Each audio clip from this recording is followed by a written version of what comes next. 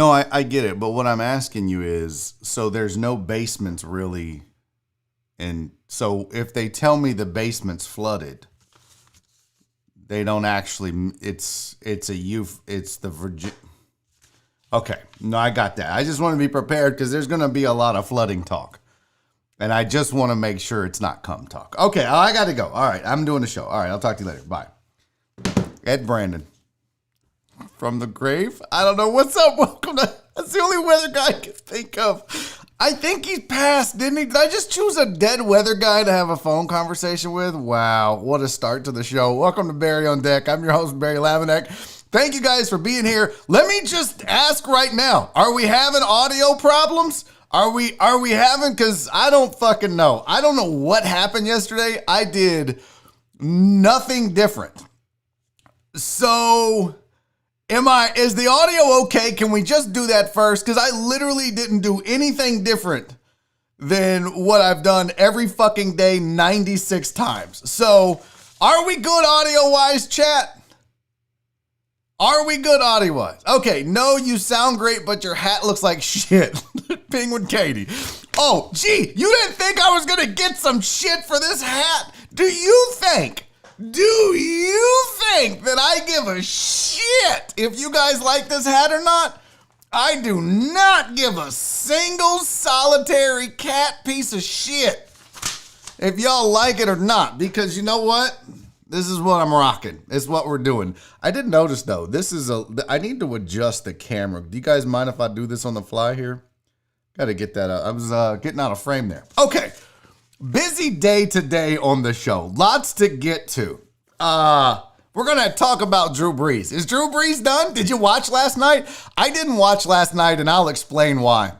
But we do have to answer that question because people are asking that. It's already being brought up. And, you know, we talked about my guy, Deon. Did y'all see the intro? Oh, my God. Deon, why, brother? Why? We're going to talk about Deon. We're going to talk about Ellen. Mike LEBISCHAK joins me in hour number 2. So I might even say, I've been trying to talk about this comfort food story forever. And who better to do that with than LEBISCHAK? We used to talk food for hours on Houston Game Day on Sundays on ESPN. So we'll probably save that for Shock and a whole lot more. But a ton to get to. Seriously, Saints, Raiders, Drew Brees, Deon, Michael Jordan has joined NASCAR. Ellen, some dork has played the same Dungeons and Dragons game for 38 years. 38 years without having sex with a woman. Can you believe that? Unbelievable. So we'll get to that and so much more. Like I said, Shock joins me in hour number 2, so I look forward to that. But before we get to it, you guys know I got to shout out the chat. That is rule number 1. Let me turn my headphones down here a little bit. I'm loud in my ear. I got to give a shout out to the chat. I looked. There's some controversy like there always is in this goddamn chat with who's first. I just heard Stuttering Oliver. I got to turn that up. I couldn't barely hear that. Let me just dispel any myths or rumors you may have. This is what my chat showed, and whatever I see is official. All right. This is live chat. This is who. So yeah, by the way, hey, shout out. I just saw the second thumbs down pop up. So shout out to whoever thumbs down this. I hope your mom gets syphilis. I don't know. Reverend Householder beat you guys again. It's becoming a thing. He's really making y'all look bad. And I love that truck driver Pookie called him a raggedy bitch. So let's get some chat shout outs. Shout out to Chris Householder. If you haven't followed him and KD on Twitch, please do so. It's House It Going on Twitch and Chris with a K __D on Twitch. 2 really good follows. House is fucking hilarious. He makes playing Warzone every night fun. And in fact, tonight I'm streaming from 8 o'clock to 10 o'clock. Now, we do need to talk about the stream, and I will discuss that in a bit, okay?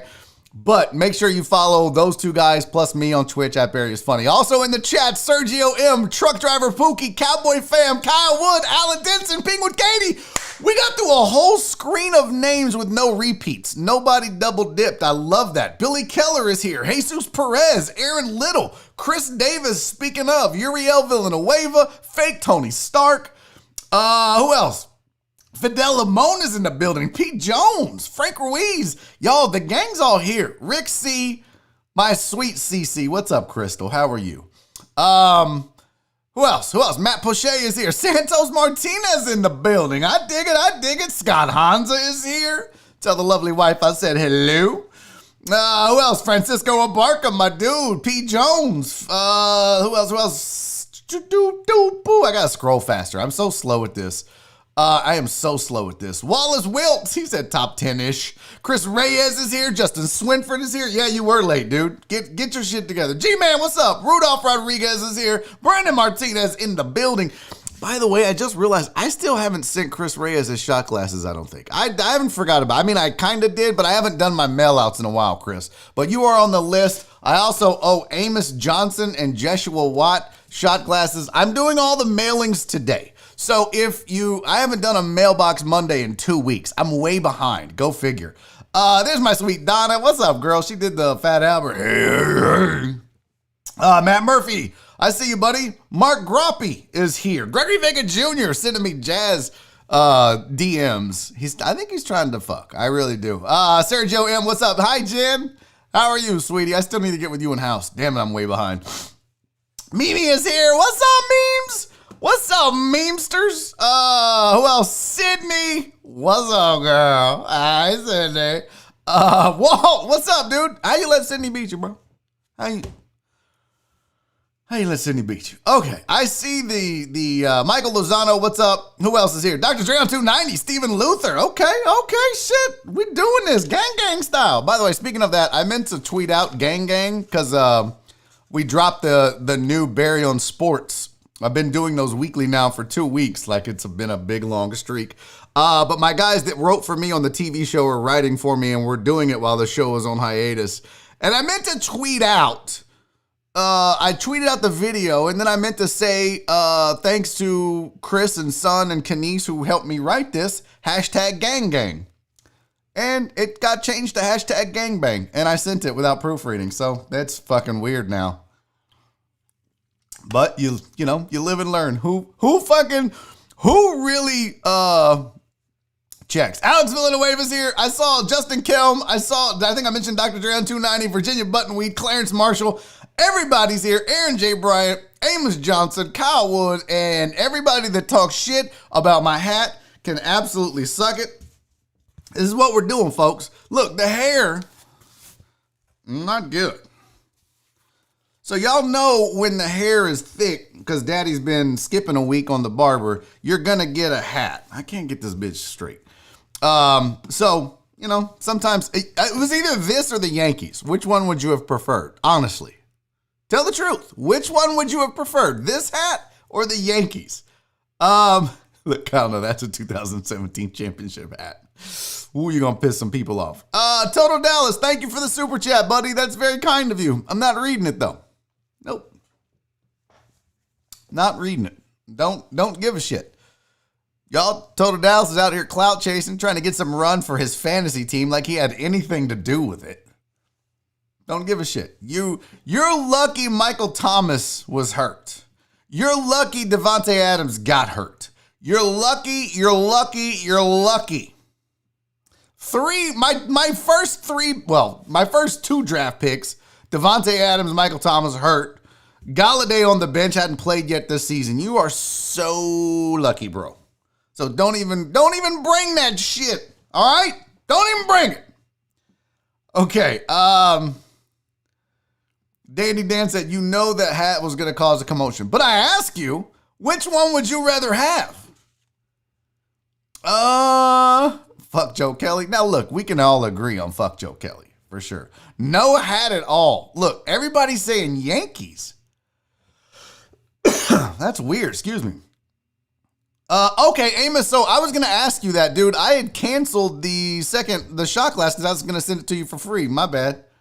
I was going to send it to you for free because you ordered one. That's on me, bro. I should have asked you first. I just assumed. Robert Likes Beer is here. I see that. Cool. Okay, let's get to this, guys. We got so much shit to get to. Let's get to some sports. Oh, no. I'm sorry. One quick update. No, Alex, I'm not wearing no fucking Mets hat. No, I'm not wearing a Mets hat. I gotta say thank you to Steve-O. Last week on Friday, House or somebody started this thing called $5 Friday, and you guys just started sending me $5 Venmos and super chats, supporting the show, supporting me, and you know that I appreciate it to no end, because it really, really does keep the show going. And I'm gonna share something with you. What's up, Junior? I'm gonna share something with you about the show because I don't think we're going to do a BiffNet studio yet. So bear with me here. But I did want to say thank you to Steve-O, y'all, aka Hugh. He sent me a Venmo on Friday, and I did not acknowledge it. And for that, I am sorry. I am an asshole. I should have said something, and I apologize. But your generosity, Hugh, your generosity, Steve-O, is appreciated. And it is very much not only appreciated, but will be put to good use. So let me just, no BiffNet Gaming. Here's the thing. Oh, what's up, Pink Valkyrie? Not BeefNet either. Here's what I'm going to do. So in a lot of YouTubers, God, I hate that fucking word, but a lot of YouTubers have their studio, and what they do is they have a YouTube side and a gaming side. And since I've been doing a lot of gaming and other kinds of streaming and videos and so forth, I think what I'm going to do is instead of trying to build out an entire Texas basement, I'm just going to put a desk over there. I'm going to take the chairs out. Now I might put one chair over there and move the drums or take them out. But I think what I'm going to do is just put a desk in here. Yeah, you're right, LFG. Content creator is the preferred term. I'm going to start saying that. That's much better. But I think I'm going to put a desk over there. And then that'll be where I do the show from. And then I'll have this pretty bookcase that nobody sees behind me. I'll put some lights on it. But yeah, I think I'm gonna go over there.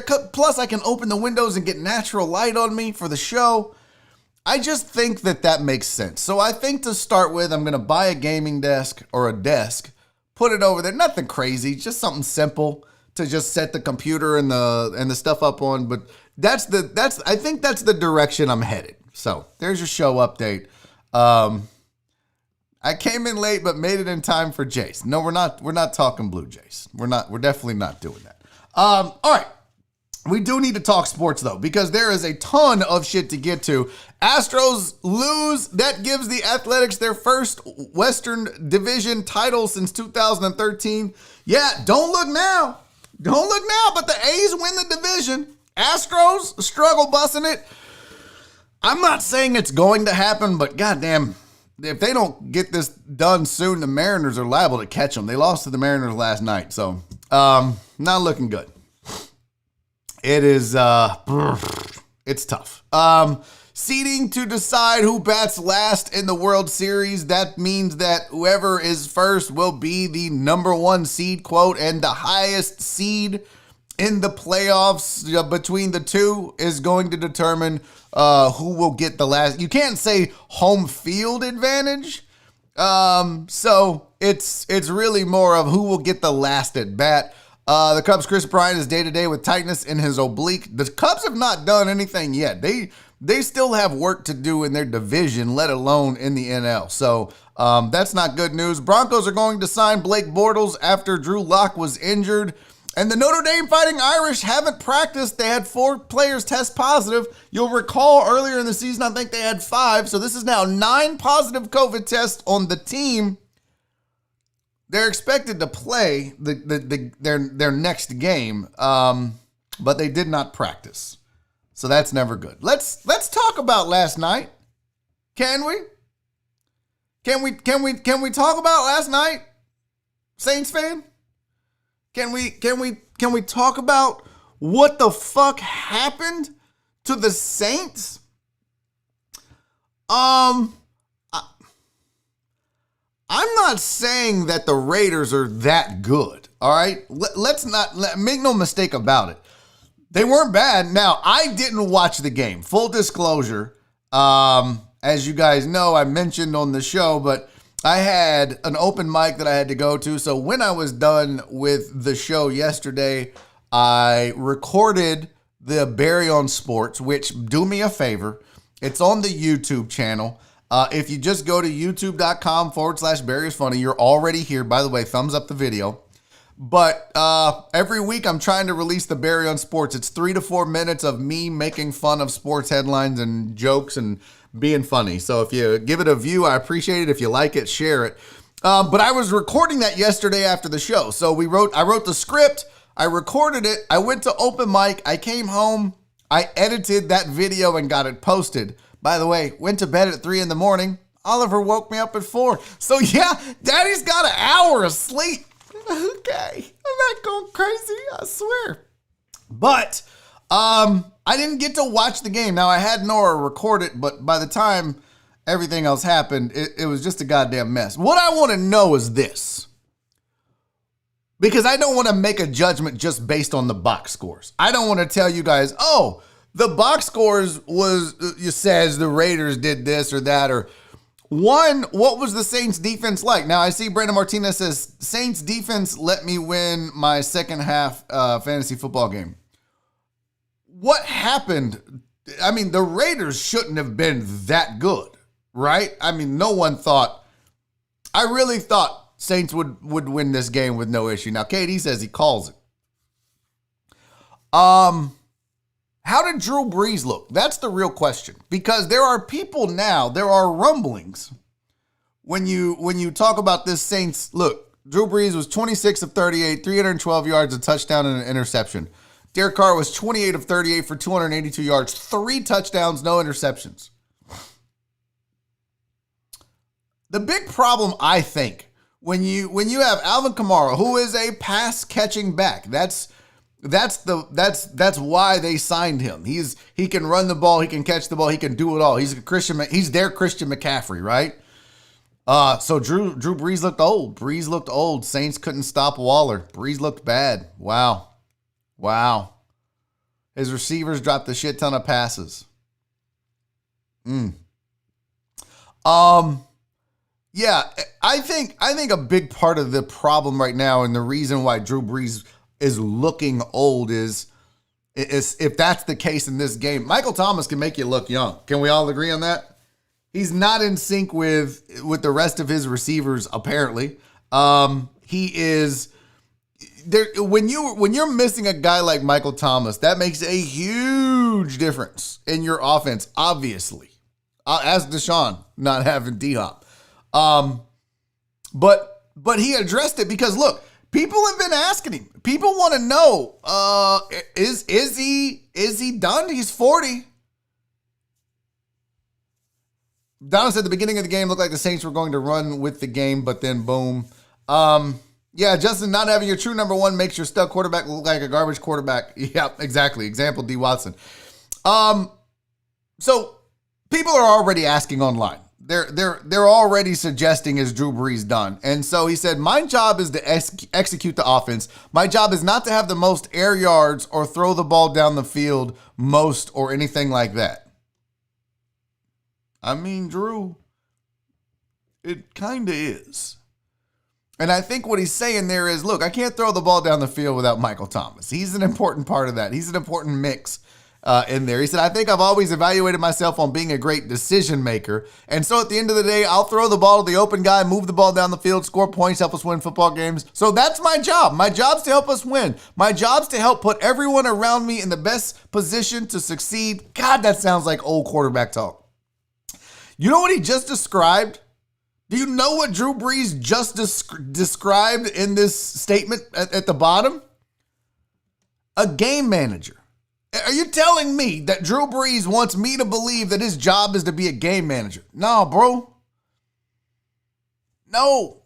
Yeah, in Total Dallas, that's true. Dr. Dre on 290, Emmanuel Sanders, that's part of the problem. He and Emmanuel Sanders don't have any chemistry. Michael Thomas is hurt. When you have all that and a 40-year-old quarterback, it's not going to look good. Am I ready to say Drew Brees is done yet? No. It's not. It's too soon for that. But I will say it's not looking good. Things are not trending in the right direction. Clarence said, I'm going to let y'all finish. Well, I mean, Clarence, look, everybody has opinions. So, you know. Hold on. I got this too.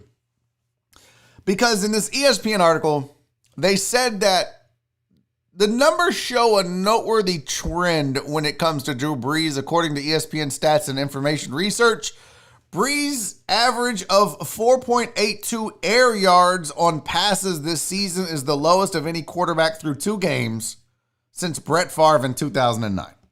Now, the big caveat to this stat is 2 games, and I get that. But I think they're making the point that, look, this is trending in the wrong direction for Drew Brees. Again, and I'm with you, KD, and that's my point. It's just 1 game. But when you start hearing these rumblings, remember, we heard this about Peyton Manning, and what did he do? Remember the neck, and he couldn't throw, and his spirals, and I believe he still went out and won a Super Bowl. Bad neck and weak, wobbly passes and all. So don't sleep on the fact that Drew Brees is the consummate professional. He's one of the best quarterbacks in the history of this game. And he's not just going to go out flailing and failing. So give the man some time. So the question is Drew Brees done? No. But it ain't looking good. He needs to get his shit together. He needs to get his number 1 receiver back and healthy. He needs to get some chemistry with Sanders. Alvin Kamara has to do a better job. I mean, game 1, I didn't think he did a very good job running the ball. Game 2, apparently, based on what the box score says, it looks like it was better. But we shall see. We shall see. Now, we can go 2 directions here. I'm done, by the way. We're moving on. We got a lot of shit to cover. We have less than 30 minutes, or right at 30 minutes before we go to break, and then Shock joins us. And we still have to talk Deon and Jordan and Ellen and all this shit. So because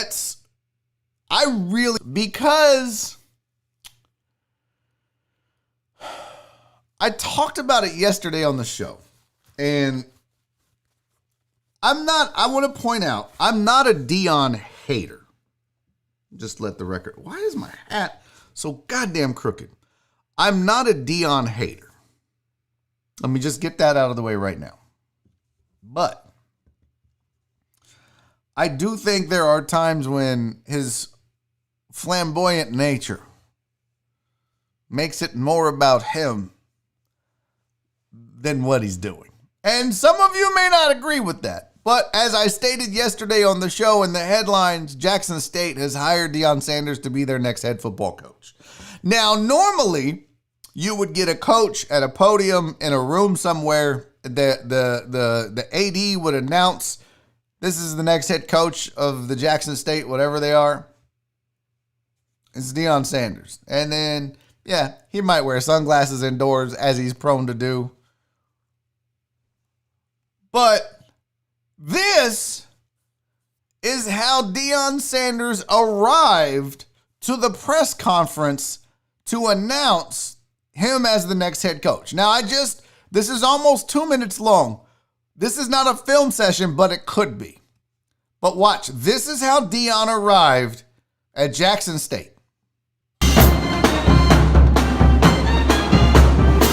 Okay, well, you know, it's just a band. That's no big deal, right? Oh.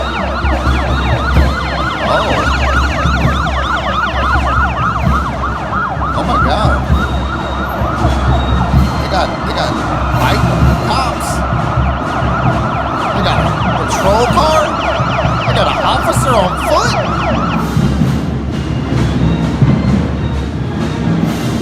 This must be the president.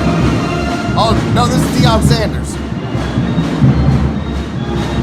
In a caddy. With a sponsorship logo on it.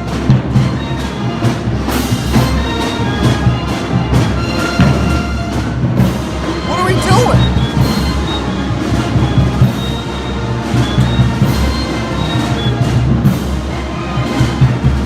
This is...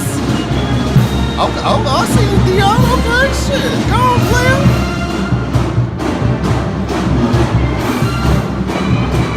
So that's Deon putting the jacket on with the red mask.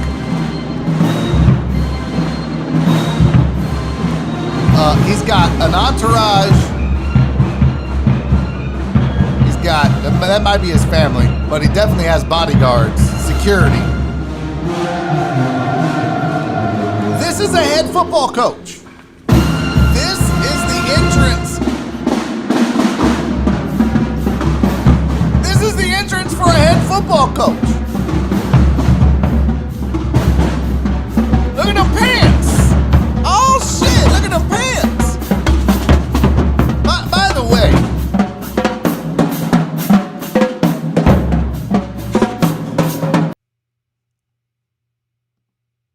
By the way, I mean, when I say Deon tends to make it about him, holy fuck! You had a band and cops on bikes and a patrol car and foot. I'm surprised there wasn't like mounted patrol on horses and fucking SWAT. It looked like the Secret Service was there. They were walking with the... Bro, now please, don't take this the wrong way. You haven't done shit yet as a head coach. Why are you walking in with a band? Why? That is not normal, Sydney. No, that is not normal. Could you imagine Nick Saban? Could you imagine? That's not normal. That's, you guys, no, look, you guys are sitting here telling me, hold on. You guys are sitting here telling me, oh, but that's how we do it at Jackson State. That's a HBCU. That's how we do it at HBCUs. Okay. But it's still, it doesn't seem right. It doesn't seem okay for that level of pomp and circumstance for a guy that has never had a head coaching job in college. What was the man's name that coached at Grambling forever? What was his name? Eddie. Oh my God. No, I've never been to the Bayou Classic, Clarence. Grambling coach, Eddie Robinson. Eddie Robinson. Could you have imagined Eddie Robinson being announced and making that kind of entrance? Hell no! That was all Deon. Y'all can save all that HBCU. That's how we do it. Really? Get me some video of another coach that got a job that did that. I want to see the video. I want to see the video of a coach that had that many police escorts, that had a Cadillac with advertising on it, that had walking security guards, that had an entourage of security guards. And the damn band. Come on, man. And then, I don't know if y'all noticed the show thumbnail. Hold on. Let me pull up the show thumbnail here. Look at his jacket. You got to coordinate. My man, coordinate. You got to coordinate. Deon. No, Jen, I'm not changing the topic. I'm not changing the topic. Because this goes back to what I said earlier. and why I don't think I would have made him my head coach. Because Deon tends to make it about Deon. He wants to be called Coach Prime. Okay. And I get it. But Deon has always been about Deon. He's like, we're going to look good. We're going to win. Like, bro, you can't do that as a head coach. You're shaping young men's futures. I know that people are like, yeah, but you know, like that's how he is. That's a problem. That's an issue. You can't have your head coach, unproven head coach. Now, if he was a proven commodity, if Deon had won some SWAC titles, if he had done some things, okay. But he hasn't done anything yet. This was all based off of his reputation on the field. And I know he had some high schools. Come on, man. I know it's for publicity. That's the thing, man. I don't know. People are like, you're way off base. No, look, I'm sorry that some of you disagree with me. This is called an opinion. I don't think a head coach of a football team should turn his entrance to be announced into a fucking circus. There's nothing wrong with that opinion. It's called an opinion. I'm not off base in my opinion that I think Deon is about Deon. Do I think he's going to teach these young men how to be, well-adjusted human beings? I hope so. Everyone tells me that that's his reputation. But everything that I see when it comes to Deon is always about Deon. That's the scary part. And that's why I said I wouldn't have made him my head coach of my university. Wallace Wills, thank you for the super chat, my friend. He said they hired Prime to attract Prime talent. If they wanted Deon, they could have hired any other coach out there. Well, you know what attracts talent? Winning. And I know they haven't won in a while. I mean, look, it's weird that every other football team that wins doesn't have prime time. He didn't get a job before now. And then when he does, the first thing he does is make it about him.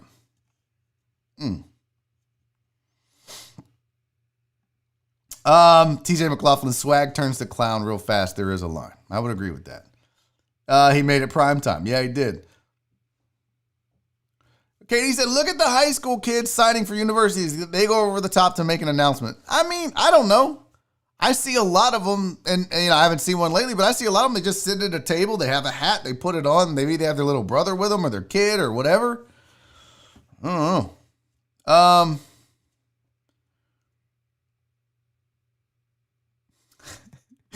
Kevin said, you look good, you play good. Till you play Bama. Then you lose by 60. I was in that band. They play for everything the school does. Okay. Do they get 3 motorcycle cops, 1 squad car, and a dude on foot, and a caddy with advertising? Look, Jen, don't miss it's not hate. It's just an observation. I don't hate primetime. I loved watching him play. I don't hate the man. I just think there are guys, and it would be in any sport. I mean, we can talk about Colby Covington. We can talk about Conor McGregor. We can talk about, I don't know, any number of people in sports that do what Deon has done his entire career. Floyd Mayweather. The fact of the matter is, yes, they have skills. That's how they got there. But at the end of the day, they make it about them. Some athletes choose to do that. Some entertainers choose to do that, and some don't. And I'm just saying, I wouldn't want somebody with that kind of ego and that level of narcissism to be running my program. That's all I'm saying. And this does nothing to dissuade my thinking on the topic. Walt said Jackson State would have did this for Leon Sanders. Is that true? Walt, really? Why have I never seen an entrance video? Let me see. HBCU new head coach. Oh, it's all Deon. Okay. Howard University introduces new football coach.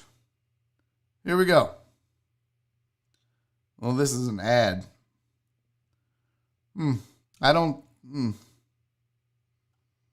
This ain't even nothing to do with this. What is this? HBCUBuzz.com. Okay. Someone send me a link to another coach being introduced like that. And now I will apologize. I'd like to see it. I'd like to see another. Now, look, it can't just be a band walking in. I need police escort. I need security. I need paparazzi. I need multiple cameras. And by the way, if you go back and look at the video, he had his own camera crew there, along with the news. I need Cadillacs with advertising. Show me that. And I will apologize.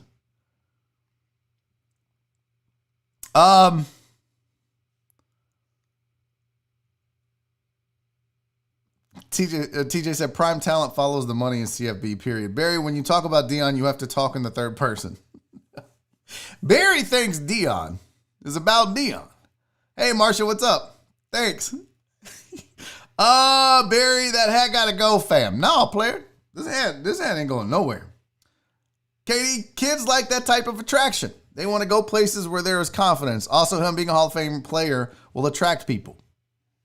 Okay. I'm just telling you. Clarence said, Walt, when the world starts again, we're taking Barry to the Bayou Classic. He'll be a brother before you know it. I mean, he already likes the sisters clearly by the Tropics. You know, that is one thing I never had the opportunity to do was go to the Bayou Classic. I would go. I would absolutely go. Damn, did y'all hear my stomach growl? I would absolutely go.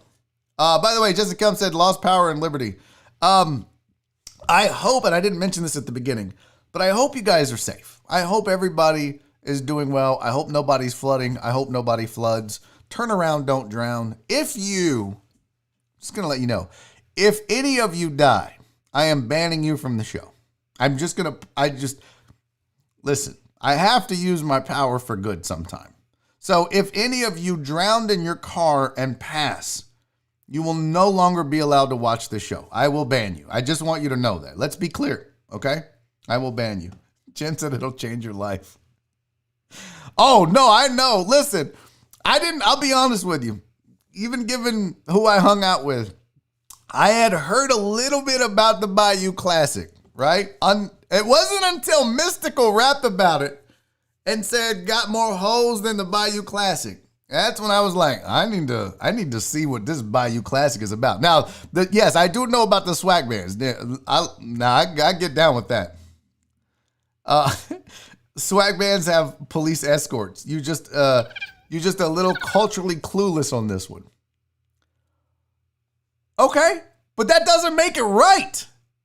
That doesn't make it right, Amos. I mean, what?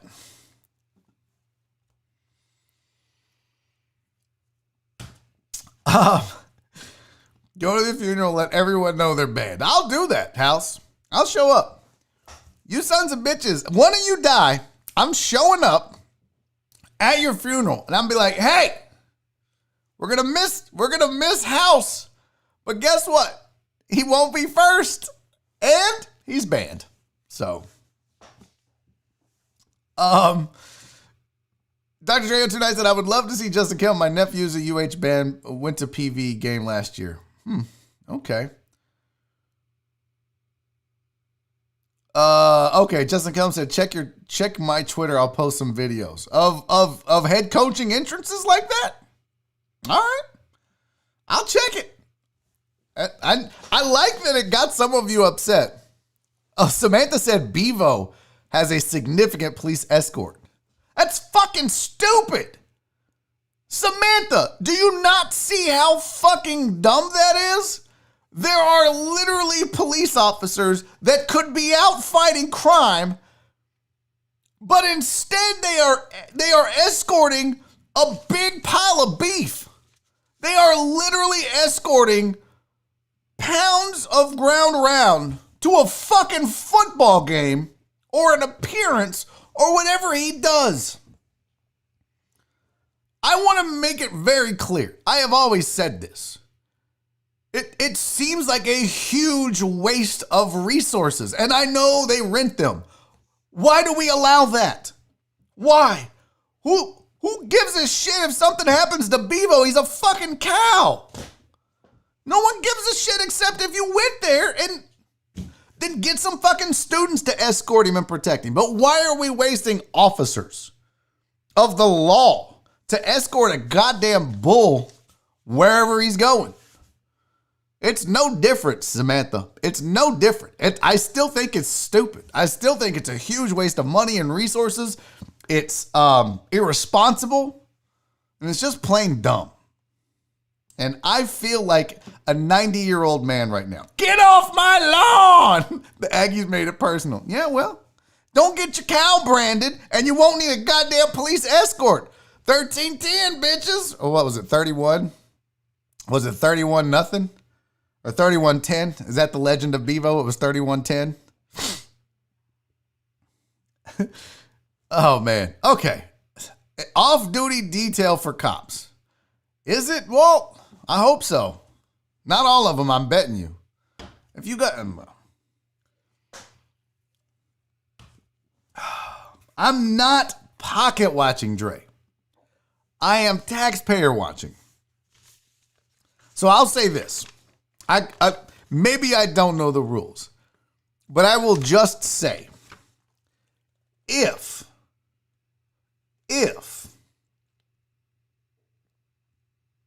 they are using resources that should be out on patrol, fuck them. Now, if these cops are off, I should ask my brother-in-law, Junior. He's probably already back at work. I could ask him. Donna said, I wish we had talked Barry on Deck fantasy football teams. Donna, we'll do that tomorrow, I promise. We're going to cover that. I promise. Let's not deflect the original point. Barry needs to attend an HBCU game. I will absolutely go. We can go to a PV game. Y'all know I almost went to Prairie View, right? I mean, are we all clear on that? I actually even looked into, don't laugh, I actually even looked into what they'd said. My counselor told me this existed. Miss Lee, African-American woman, amazing woman. But I told her I think I was going to go to Prairie View. Now, I didn't go to college. But at one point, I was going to go to PV. And Miss Lee said, well, we should look into getting you a minority scholarship. I was like, I don't think you know what that word means. She was like, that's a thing. We'll look it up. I don't know. I decided not to go to college, so we didn't look into it. But apparently, according to Miss Lee, your boy could have gotten a minority scholarship to Prairie View. Don't know how that works. But I almost went there. So, yeah, I absolutely would go. I mean, would I rather go, to the Bayou Classic than Prairie View TSU? Of course. But it's still, I would go. I absolutely would go. All right, we have to move on. Let's talk some other shit here. What do we have? I do want to mention this because somebody brought this to my attention. I didn't know this was a thing, but if you guys didn't know, Michael Jordan is now a owner of a NASCAR team. And I think this is so badass. He has teamed up with Denny Hamlin. And here's the cool thing about this, if you don't know, in NASCAR, drivers can't be owners. So Denny Hamlin has been wanting to own a NASCAR team for a very long time. And because of that rule, he was unable to own his own team and still race. Now, in comes Michael Jordan, who Denny Hamlin was Team Jordan. They were friends. And they decide that they're going to create their own team. So they come up with their team now. And what do? They go out and they tab Bubba Wallace to be the driver for this new team. It says Bubba has shown some tremendous improvement since joining the Cup Series, and we believe he's ready to take his career to a higher level. He deserves the opportunity to compete for race wins, and our team will make sure he has the resources to do just that. Jordan and Hamlin purchased a charter for their team for Germain Racing that guarantees Wallace a spot in the 40-car field every single week. You will recall that at times money was a huge issue for Bubba Wallace, even though he had sponsors. So this is a big deal. And Jordan being in the game makes it even a bigger deal because you know he's competitive. You know he wants to win. He's got the pockets and the resources and everything else. And I think what you're seeing is him and Brad Daugherty are the two only African-American owners in NASCAR. This is a huge leap forward. And not only is it a huge leap forward, it's going to be interesting now. Bubba Wallace is going to have all the resources. Let's see what he does with it. Let's see if he can compete with the rest of the NASCAR field when the playing field has been leveled, so to speak. So I think this is a really cool deal. I think it gives Denny Hamlin the opportunity. He said, I'm excited to announce that MJ and I are starting a new single-car NASCAR Cup Series team for 2021. The deciding on the driver was easy, and then they just talked about what they're doing. It says, more details about the team will be released at a later date, but for now, I remain focused on winning a championship for my number 11 FedEx Toyota Joe Gibbs racing team this season and in the years ahead. What's weird is that you can own a team and be a minority owner, no pun intended, like Hamlin is, and still race for another team. That's got to be fucking weird, but I think it's cool, man. I think it's cool. So good for them, good for Jordan, good for Denny Hamlin, good for Bubba Wallace, and good for NASCAR. It's really good for NASCAR. And Clarence is the first thing I actually thought of. A Jumpman logo on the hood of a car is going to be so fucking dope. That is going to be so dope. You're going to see people now put Jumpman logos on their cars. Juggalo Trey, not only is he going to have the checkerboard that breaks up and the flames on the sides of his car, but now he's going to have a Bubba Wallace Jumpman logo on the hood. I can't wait to see what he pulls up in. It's going to be so great. Jen said I may actually watch now. I think a lot of people are going to be interested to see what goes down. In 2020 alone, Columbia, Beats, and DoorDash are all coming in with Bubba Wallace. Oh, nice. Yeah, the article that I read said he did actually get more sponsors that stepped up. So that is good. Steve Luther said maybe Deon feels like one of the quarterbacks he robbed back in the day will come back for revenge. He's probably just scared for his life. Yep, Donna, great publicity for NASCAR. I think it's awesome. The Reverend said going with Bubba was a very smart move financially as well with everything that's been going on. Yeah, and you know, it gives it made sense for a lot of reasons, right? But it's exciting to see now.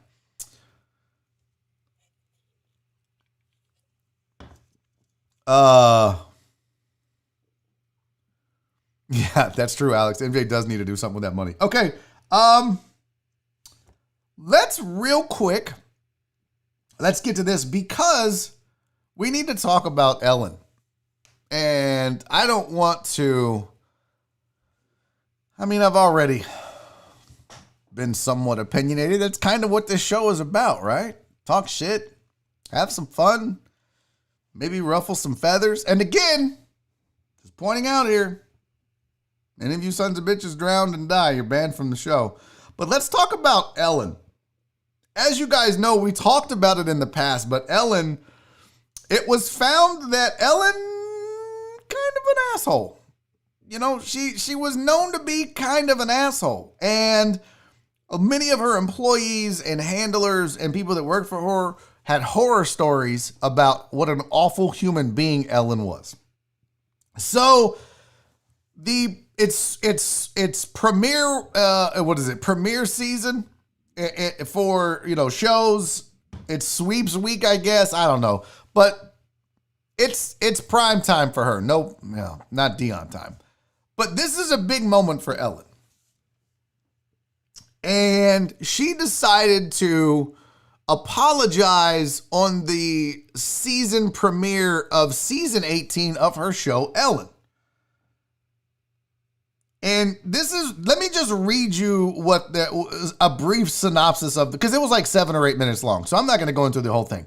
But this is what she said during her apology. She said, As you may have heard this summer, there were allegations of a toxic work environment at our show, and then there was an investigation. I learned that things happen here that never should have happened. I take that very seriously, and I want to say I am sorry to the people who were affected. I know that I am in a position of privilege and power, and I realized that with that comes responsibility, and I take responsibility for what happens at my show. Here's the problem, folks. She's not taking responsibility for her actions. If you watch this whole apology, at no point does she ever say, I'm a bitch. I'm mean. I thrive on negativity. I thrive on turmoil. And for that, I'm sorry, because I've created this toxic work environment. I have created. She basically in that quote said, oh, I found out people are being toxic around here. And I was like, what? And then they were like, what? And oh my God, I didn't know. When in reality, she's the reason for the toxicity. But she didn't own that part of it. She just said, I should have managed it better. No, you shouldn't have been an asshole. You shouldn't have fucked with people. Because I'm going to tell you right now, it's not just the apology that was shitty. The people that she was, quote, apologizing to were not having it. The employees, the former employees, were like, nah. She said, some people said, not only did Ellen turn our traumas into a joke, she somehow managed to make this about her, was what one former employee said. Another former employee said, when she said, oh, my summer was great, and that was supposed to be funny, I thought, it's funny that you had a rough summer because everyone was calling out all the allegations of your toxic work environment, and now you're the one suffering.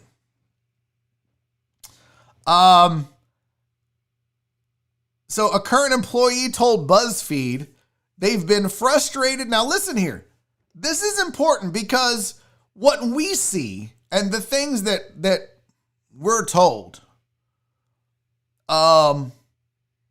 isn't always what's going on behind the scenes, right? So a current employee told BuzzFeed News they've been frustrated with minimal communication from their superiors about the direction and vision for the new season, and that all of their duties were, quote, put on hold until DeGeneres delivered her monologue. The employees said they're relieved to be able to move forward with work now that the premiere aired, but that it was all tactical. It was all tactical, the employee said. The average person will listen to it and make their own choices, but what people don't always take into account is that information is power, and she's sharing it now because it's for premiere week and it's to get viewers back. And that just feels the opposite of what the message is about. And yes, that's the problem. And Penguin Katie said it in the chat and I saw it.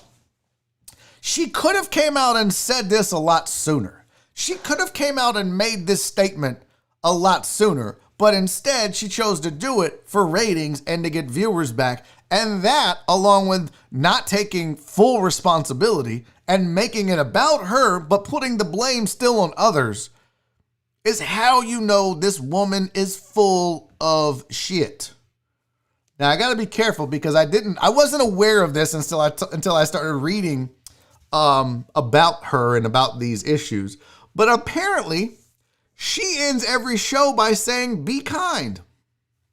I had no idea. If you've ever watched this show, what are the 3 things I say at the end of the show? And I started it after shortly after the George Floyd murders. I said, be safe. I say, be safe, be kind, love each other. No idea Ellen's been saying be kind, because apparently now she's like, well, I'm known as the be kind lady, and that backfired. Did it backfire, Ellen? Did it really backfire?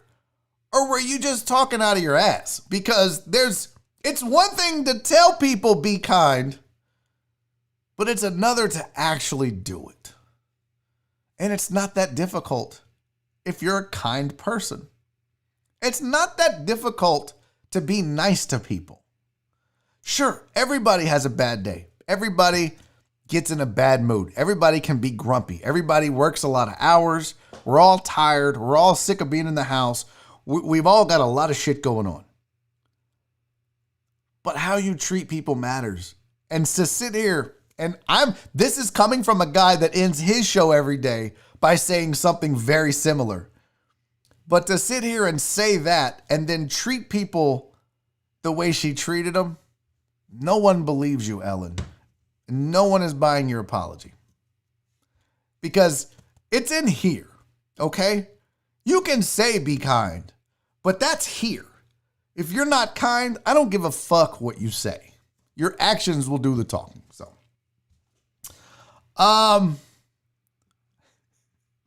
don't get sued for a pack of Diet Coke and a sassy cat saying that, Barry. Listen, I don't give a fuck. Fuck Ellen. Fuck that phrase. I'll say so. Because you know what? At the end of the day, she shouldn't be allowed to say it. Which, by the way, apparently in the premiere, she did not say it when they finished the show. She said something else. Because she was like, if you're going to give yourself a nickname, don't choose Be Kind because that really backfired. No, it backfired because you're an asshole. It backfired because you treat people like shit. That's why it backfired. I would love to be known as the Be Kind guy. Because you know why? Because there's not hate in my heart. Because I don't thrive on toxicity. And I'm not worried about having to live up to the reputation of being kind because I genuinely try to treat people fairly. I genuinely try to treat people nice. Now, are there people that get on my nerves? Sure. Are there people I don't like? Yes. But if I had 270 employees, what I will say is that I won't have the issues that Ellen has. Now, some of them may not like me. Okay. But it's what's in here. And that's what makes her a fraud. So, okay. We got to get to break. It's 2:57. I got to get my boy Shock on the phone, on the Skypes. So we are going to go to break. And when we come back, Michael LEBISCHAK is going to join me for hour number 2. And we are finally going to get to this comfort food discussion I have been trying to have for days now. So that's going to happen because y'all know Shock and I love to talk food. I mean, look, you don't get these chins and this crease on your chin if you don't love food. So what I've done is, by the way, when I was cutting up the video this week for Barry on Sports, I ran across some videos on my YouTube channel, so I pulled some of those that I thought were funny. One of them is a Carmelo Anthony tribute. One of them is my favorite moments from the 2019 World Series. I threw those in for you, just a little something to entertain you. Let me go pee, you go pee. If you need to poop, you have 5 minutes. If you have cigarettes, go smoke one. Go grab a friend, come back. Michael LEBISCHAK joins me in hour number 2. I'll see you in a second.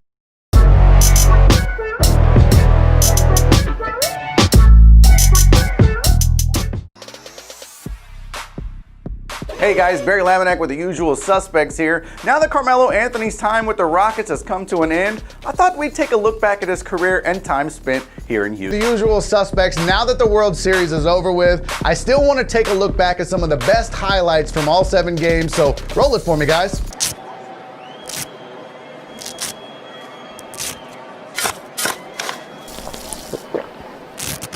Well, there you go. I guess there's always next year, right? We'll see you next time.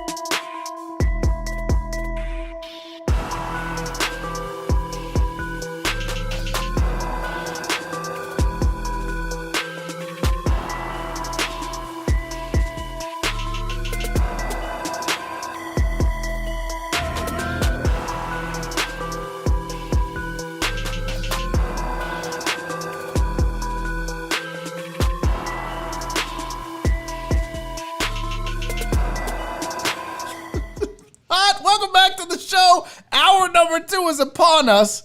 And joining me, what are you doing? Oh, you busted out. Oh! Joining me on the program right now, my buddy, my ace, my dude, Mike LEBISCHAK. Shock, what's up, buddy? Not much, man. Waiting by the Skype for you to call for like 3 months, you know? 3 months? By the way, I was Googling something, or I was YouTubing, searching or whatever, and I realized this will be our 4th show together. 4. Third. Well, 4. if you count your old interview series. Yeah, the nightly live chats. Yeah, I'm counting that too. This is my 3rd BOD. This is your 3rd BOD, but our 4th show that we've done together since the cancellation of Houston Game Day. How many people are in the 3-timers club? Westling? Jerome? I think Jerome might be a 3-timer and maybe Jerry Rocha, but it's a very small circle. Cool. It's really all the fan favorites, okay? I was already feeling elite this morning when I woke up. Oh, and why is that? Because you're slimmer than me now, you dirty son of a bitch? You look good. Thank you. If I was desperate, I would have sex with you, bro. You look nice. Oh, you're not that desperate. My cardio's still not that good yet. Oh, so. No? Well, we don't have to bang it out for long. We can be done in a couple minutes. Come on. You know I ain't got stamina either. What's the secret, Shock? You working out? No, I was working my ass off. Since last we talked, I have the same retail job, but instead of working on the sales floor, I work in what they call logistics to make it sound fancy, but I receive the truck every day and unload it. And about 24,000 steps and sweating me cojones off on the daily. So, yeah, so between that, drinking a shit ton of water and trying not to eat after 7 p.m., that's about it. Really? So you don't eat after 7, you walk a lot, you drink water, and you've lost how much? Total? Like, man, lifetime, probably 7,000 or 8,000 pounds. But I gained it all back. I would say my peak, I was around 294, 295, and I'm at 256 and change today. Holy shit! Yeah. Dude, that's badass. Well, by the way, I saw your fat joke, bitch. You know, I've always said people in fat houses shouldn't throw scones, but now you lost all this weight, and you can be a dick about me being a fatty because you're not a fatty anymore. In the chat, I made reference to how great it was no aspersions, just that damn Barry looked really good back then. Thanks. But, no aspersions. Wow, Barry used to look slim. Wow, Barry did look good. By the way, if you ever see like a wedding picture of back in the day, never say, "Wow, babe, look how good you looked back then." Don't ever say that in a million years. Did you do that? Oh, please don't tell me you did. Almost. Really? Almost. Now I would. But I noticed here in the chat that Garza said something about me going for the throat, and the first thing and then he said how many or which one. I'm like, that's a new level of fat to go from multiple chins to multiple throats. If you got several throats, you're fat. That's probably why you're more fat, because you can consume more food with multiple throats, right? It's an advantage. Sounds like an advantage to me. So what have you been your topic du jour? What have you been paying attention to besides the San Diego Padres, whom I'm a big fan of? Love this baseball team. You know what? I have a secret undercover love affair with them since I was about 12 or 13 when Tony Gwynn was first coming up with them, and rooted like hell for them in the '84 NCLS against the Cubs, who I hated for no reason. I just hated the Chicago Cubs. I hadn't even have a reason to. I think it's because Rick Sutcliffe was so dirty and mean looking. There's the lovable losers. Wasn't that what the Cubs were called? The lovable losers? Yeah, but couldn't find anybody that liked them. But for that 1 year, like 1 year they were good, and like 40 years people hated them. And then they played the Tigers, who I hated, in the World Series and lost. And I got to March in the Cincinnati Reds opening day. Again, another long story. Oh, no. Do tell. The Reds opening day parade back in 98 or 99, and opening day was against the Padres. It was the one time in my life I got to see Tony Gwynn play. Ooh. And he hit a 3-run bomb to left field, which not a power hitter either. Not known for his pop. No, and honestly, I wanted to go see him just like slash a double the other way. That's all I wanted to see. Poke a single through the hole. Yeah, he hits the bomb. Vintage Tony Gwynn. Vintage Tony Gwynn. And then, man, when I saw Hosmer go there a couple years ago, which didn't make sense to me other than for the money. and then Tatis, and then Machado, who is he's my guy, my number one. Yeah. And I think the Hosmer thing, honestly, Shock, that was the Padres playing chess, not checkers. Yeah, but they were like in Parcheesi mode back then. They weren't even at the checkerboard or chessboard yet. But I think they knew what they had in Tatis in the minors. They knew that they had money. They knew that the owner would be willing to spend it when the time was right. You could see some of the bigger free agents, I mean, the Harpers of the world, the Machados of the world, getting ready to get big offers at some point. So they said, well, let's take a run. Let's get a Hosmer in. Let's get Tatis up. Yeah. And then we'll take a run at some big names and build something. You know, they knew what they had in pitching, and I think they felt like they could contend at some point if they spend some money. So, you know. But, you know, they back in those days, though, 3 years ago, they were 20 games under 500. Yep. And then the year they got Hosmer, they got worse. Yeah. And they didn't have any pitching. And now all of a sudden you got Clevenger and you've got these young bucks. And then they just traded for Rosenthal. And I'm thinking, man, they got the wrong Nola. I mean, Austin Nola's nice. Aaron Nola would have been better. But to see what they've done in 2.5 years is astounding. And it's been fun watching the O's this year. They were competitive for about 2/3 of it. The Phillies are probably going to make the playoffs, which is great. But I am smitten with watching these San Diego Padres. It's fun. It's worth staying up late for West Coast ball, and to see a bunch of kids, Hosmer being the vet all of a sudden with World Series experience. Right. And it kind of reminds me of the Braves. You know, Freddie Freeman being the grizzled vet. He doesn't have the World Series experience. He's but never won anything. You've got Freddie Freeman surrounded by a bunch of young cats that love playing baseball, and that's kind of what's going on with the Padres, except they've accelerated the timeline as the Braves took a little longer to get here. I tell you, the team that's also fun if you're sleeping on them, the White Sox. White Sox and Twins, both teams in that division. If the Twins could pitch at all, they'd be more fun to watch. But, man, White Sox Padres would not be a World Series to watch. God, that'd be fun. The baseball, you know, aficionados and whatnot would hate it because it's not Yankees, Dodgers. But, man, White Sox Padres would be so fun. Yeah, and don't let the hat fool you. I don't like the Dodgers. I just like the color. I know. I only put that Padres cap on because you were wearing it. It just matches. Somebody wanted to know, they had a question. Does Mike have a blue finger? What? A blue finger? Oh, it's probably the screen, the reflection on the screen. It's the reflection. Yeah. Yeah. No, I have horrible circulation. That's what it's about. Started cracking my knuckles when I was 3 years old, and it's all been downhill since then. Now, you know, they say that it makes your knuckles swell. Does it? I can tell you when I was in junior college, the woman who was the health professional, I don't want to say school nurse, but the woman who ran the sick bay or whatever at our junior college was very involved in organizations and all, so we hung out quite a bit, and she noticed that my fingernails were kind of purple, and they always have been as far as I can remember, and she said that it's a sign of poor circulation. And I can tell you this day, I do have arthritis in both hands. Do you? So are you like Fred Sanford though, where you're like, oh shit, I got that arthritis? Yeah, it's not just like convenient. That. It's not the Rene Goulet claw yet, but it's not far. I mean, I take chondroitin every day, and really. Yeah, this middle finger, I'm not flipping, I got trigger finger every morning when I wake up. Like I can hear it. What the fuck is trigger finger? It's when you can open the rest of your hand, but this finger doesn't. It stays like you're pulling a trigger. So I have to work to get that one to open in the morning. Yeah. Wow. I may be fat, but you're old. I'm old. Fuck. Yeah. Yeah. And you know what? I can lose weight, bitch. You can't get me younger, Shock. I'm glad I'm not even looking at the chat, but I can only imagine how scintillating this is to everybody. By the way, we got to do a shot. I saw you get some alcohol. Let me can do that. Look at the sweat stain. Look at that bad boy. Look. You know what? Look at that beauty. Just do a shot of that. Look. Somebody gave me this Towson Tigers shot glass when I graduated. This is how you know I work hard. I sweat. Okay. What are we shooting?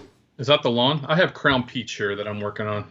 Crown Peach. Is it good? I've never had it. It is. I've got this Crown Mesquite, but it tastes like stale bacon. So I'm going to shoot this Bacardi. Oh, this was a mistake. That proper number 12. Bleh. You don't like it? No, not at all. And Justin, if you screenshot that, I promise you I won't retweet it, and I will never like or retweet anything ever again. What the fuck? We said a shot. Well, this is what real men shoot. Oh, you son of a bitch. You dirty bastard. I'm shooting Bacardi. You're shooting Crown in a goddamn gallon milk jug. Yep. Shock to you, to the deckheads, to everybody. Thank you for being here, buddy. Cheers. All right.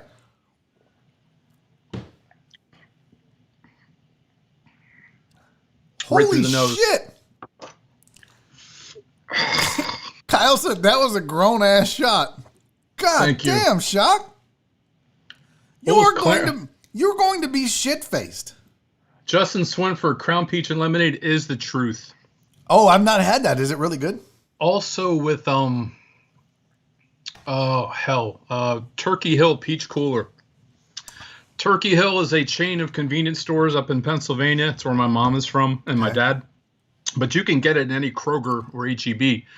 So try that. It's dynamite. I'll tell you what I've been getting my wife liquored up on is Malibu and that funky mango lemonade from Chick-fil-A.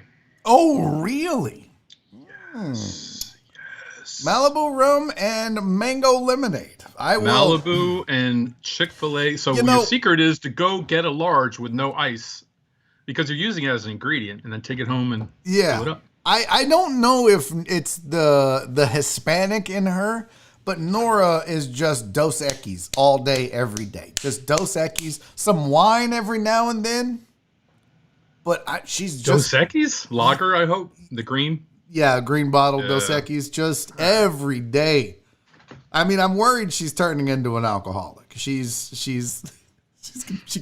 home today, by the way, because of the flood. So she's going to be pissed. The flood? Yeah, the rain, the flooding. Do you guys get it bad up there?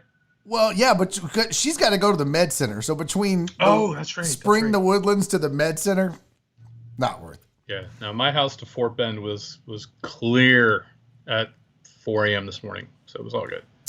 There's a guy in the chat. His name is Chris Householder. He calls himself the Reverend. Yep. He drinks Mike's Hard Lemonade. Have you ever had one of these bitch drinks? Only when they were out of Bartles and James. Only when the Zimas were all they're fresh out of Zima. I've had Mike's Hard Lemonade. I've had not your granddad's root beer, not your granddad's gin, all those kind of alcoholic takes on stuff that you would normally drink if you weren't an alcoholic, and none of them are that good. What do they taste like? I've never had any of that stuff because I just, I have pride in myself as a human being to not drink that bullshit. That's the mystery because I don't know what they liquored up with. But like if you took a, Canada Dry ginger ale here and I don't know if you pour Zima or grain or something. Oops. It's they're not good. Yeah. I don't know if they don't settle well in shipping or what the problem is. They're not that good. I think the only one I like is Woodchuck apple cider, hard cider. It's pretty good. See, I do none of that stuff. I just one day out of the year. I'll stick to beer and whiskey, and now apparently because I had ran out of good whiskey. So every Friday I drink during the show, the whole show.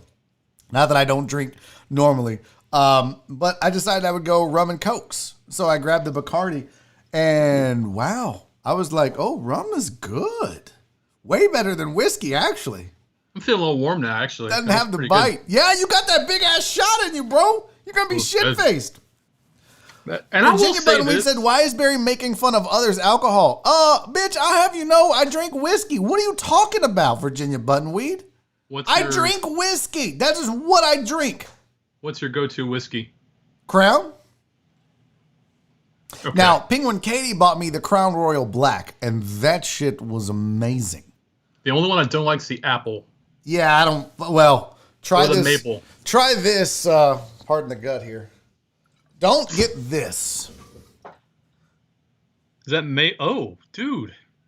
Don't get do you that. Do you like marinate steak with that or something? What do you do with it? I tried to give this away to 713 Hooligan, Josh, when he came over to fix my window. He wouldn't take it. He turned down a whole bottle of Crown because he was like, "No, fam, we had that. It's not good." Maybe you should have thrown in $10. Yeah, please take it. I should have just thrown it in the back of his truck when he wasn't looking. And he just drove off. CC, do you like this stuff? Because I'll give it to you, CC. You can have it. Because it tastes, if bacon had an asshole. If bacon had an asshole. If bacon had an asshole, this is what it would taste like to eat bacon's ass. It's awful. I know how you feel about bacon. And I'm pretty sure if bacon had an asshole, you would still tongue punch it. I'd definitely get pink eye eating bacon. There's no doubt about it. But dude, okay, so you and I on Houston Game Day, we talked food, and we could literally do this whole hour, which we're already 20 minutes in. It's wild. 20 minutes in. Yep. Crazy, and we have not talked about anything but the Padres. We talked about food a lot. So I'm kind of glad that it worked out this way, but I have been sitting on this story about comfort food forever. Mm-hmm. So I wanted to get I think we should just talk about it. I think we should, because you and I literally could talk food nonstop. We did it before. So let me pull up this slide. You tell me if you can see it or not. Can you see that? I can. Okay. So this is, hold on. Let me put us up. What happened here? Let me go there. Nope. I got to add you. I see it. Why is this not working? I'm supposed to be able to put us. Okay, that's not working. Fuck it. All right, let's do this. So, this is the top 15 most devoured comfort foods of 2020. You see? Now you can see the screen, obviously, right? Yeah. You buying this? Perhaps not in that order. I don't see pizza as a comfort food. See, I'm with you on that. I don't see anything that's prep intensive, like burgers. Nah. Ice cream might be number one with a bullet. That's top 3 for sure. So that's right. To me, comfort food is something that you can do up in a large batch and go after for a couple days. Mac and cheese, man, that's a whole Pandora's box there because my wife's mac and cheese for sure. Oh my God. Your wife's mac and cheese is the shit. What happened here? Hold on. I don't know. I have my picture in picture here. We're supposed to be side by side. There we go. Let me There we go. cry. There we go. Your wife's, it's blackaroni and cheese. Yep. Oh my God. White people. White people? Why people? Why people? No raisins. No raisins. I'm going to tell you right now. Listen to me. Listen. Linda, listen. White people. We only did one shot, dude. Damn. If you have not had blackaroni and cheese. Now, I don't want to be the one. I've described this before, but I think it would make more sense coming from you if people don't know your wife is African American. Yes, so it would be weird if she was a white lady making blackaroni and cheese, because then it would just be cheesy mac and cheese. That's the difference, right? If black people make macaroni and cheese, it's blackaroni and cheese. If white people did the same recipe, it would just be really cheesy mac and cheese. Yeah, there's not the same love. No, they don't get to call it that. They don't have the foot put in it, which is what I hear a lot about in my house. I'm sure you've heard that expression a few times. Put your foot in it. I've never actually stood around and watched because I like the mystery of it. But I know there's a blender involved. What? And a lot of cheese. Yeah. It's you and I for many years would swap dishes. We should start that again. Yes, we should. Was it Thanksgiving or Christmas? Thanksgiving. You would bring me a Pyrex, I don't know, 8x11, whatever it is, 8x15. Yep. Of blackaroni and cheese, and my Hispanic. So it's funny because these white guys were racially diverse, right? Your wife African American, my wife Hispanic. So your wife would make blackaroni and cheese. My wife would make sopapilla cheesecake, which is super Mexican, and then we would swap. And our families would enjoy it, and it was delicious, and it was awesome. So I don't know how she makes the sopapilla cheesecake. I just know it's really good. It's more fun not to know. I'd rather just you're right. Yeah, that's why I don't like restaurants with open kitchens. I don't want to watch them cook it. I just want them to bring it. So my hat is always crooked on this goddamn I show. think it's your head. Is it? Because my nose is crooked, right? So I could point it back that way. And then I noticed my teeth are crooked. I don't know what, not like they're straight, but like they angle. I think it's the camera. I think I need to like adjust. Yeah, I do too. I keep leaning. Look, into I need to do that. There you go. That's more, because right? Like that's leaning. That's more even, right? Yeah, you're symmetrical. Whatever. I don't. It's like 2 weeks ago, my son Jacob, my high schooler, made a sopapilla cheesecake here at home, and it will automatically. Is he qualified though? I mean, you kind of have to be. Well, they missed. It's like getting benefits from the government if you're Native American. You have to be 1/16 Cherokee or whatever. You kind of. Who's to say? I mean, honestly, who's to say? But no, because they miss actually the one from Miss Nora. And then we have an old friend from church whose last name was Gonzalez, who used to make it for us too. Nice. And the twist is that my daughter is allergic to cinnamon. So we tend to swap out for allspice.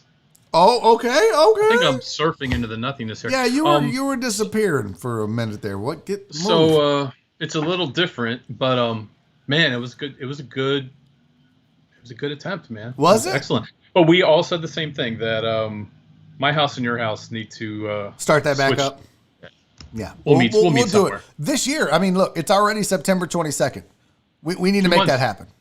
So we'll do this. We'll do it this year. I'll tell Nora after this show that Shock and Fam have requested the famous Mexican sopapilla cheesecake, and then we'll get blackaroni and cheese, and that's an even swap. For sure. You know what? I bet you somewhere on the Discord there could be some kind of massive food swap amongst the like a potluck. Well, now Shock, let's hold on here. Never mind. Never mind. No, now you've opened this Pandora's box of filth. I already don't want to do it. Nope, we're going there, buddy. You said it. You said it. I love the Deckhead, Shock. I do. I go, there's 67 thumbs up, but there are 70 people watching this show right now, and it rotates. Sometimes we'll get up to 80. Come on in.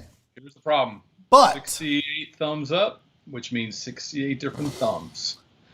And no, now you love them, but do you trust them? I love the Deckheads collectively and individually. I love each one of them. I feel like, we're all friends together, and I'm friends with them individually. And they're family. We're a Deckhead family. Did Shock go to Strake High School? No. But now listen, don't get off track here. I am. I want to get away from this as quickly as possible. I don't know what their kitchens look like. Some of the Deckheads are filthy fucking people. Can we be? Look, I don't know them. I couldn't tell you which one is dirty. I couldn't tell you which one doesn't rinse their dishes before they put them in the dishwasher or have ever exterminated their home for roaches. But there are some out there, and I don't know who they are, but I would never, ever, ever, ever, ever want to eat food from their house. And so it's better to just go, all right, since I don't know which one it is. Yeah. It's just off the table. If I had to guess, I bet you Crystal Collins can deal. Oh, bro. I've seen pictures of food that she's put on, and I was impressed. Crystal's a multi. Now, I will say, if I had to guess which Deckhead could cook the best. CC. Ooh. I bet you Donna can. I bet you Donna Rogers. Happy birthday, Donna. Belated, by the way. I bet she can deal. I don't know. There was one dude who could probably deal. My money's on Dre. My money's on Dr. Dre. See, I'm gonna say Alex Villanueva. I know you're not hip to this game, but Alex on Twitter will post pictures. Dude barbecues every weekend, and the shit looks amazing. And we're I don't know why I just disqualifying did Sam, by a the weird Sammy Davis Jr. He's a real hip cat, man. He's a hip cat, buddy. But his shit looks good. Yeah, Before I continue roasting the dirty Deckheads, Patrick Randall, thank you for this old super chat that I didn't get to earlier, but he said Jimbo Fisher walked off of a private plane to a band, cheerleaders, and a group of dudes at a DPS office. I'm sorry I missed that. That was when we were talking about Deon. I'd like to get your feedback on Deon, Shock. Did you see his entrance? No, but I'm aware that he's a coach, and I don't buy it for a second. Did you not see that he had a full band? Look. I'm gonna show you the short version of it. Look at this shit. Are you? Oh, wow. Okay, look at this shit. Look, this is Deon's entrance to be introduced as the head coach of Jackson State. Look, this is his intro. Okay, no big deal, right? It's a band. So no big deal because the chat was like, Barry, HBCU. So what we do, right? The band comes in, the band marches for everything. Okay, fine. But look at this. You got motorcycle cops.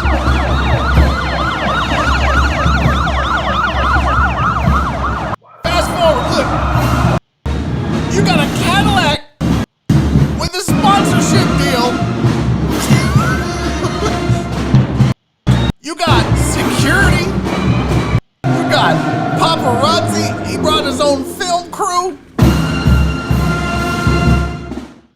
Come on, man. That's, you know what? That's too much for me, Shock. I felt bad about something the other day because the first person that I saw break that news was Robert Harris, our good friend Bobby Beats. And he's like, big news for, HBCU. And I'm like, not big news, maybe newsworthy. Why not big news though? But because I think he's gonna be a shit coach. But the benefit that this is for HBCUs in terms of notoriety, maybe some boosters kicking money into those programs who've been withholding. Historically, black colleges and universities that educationally are just as good as, if not better than a lot of other ones throughout the United States, who are probably criminally underfunded, athletically, academically, you name it, hopefully can take this and run with this and see some money kicked into those programs. And maybe it starts with Jackson. I don't know what Doug Williams was able to get accomplished at Grambling.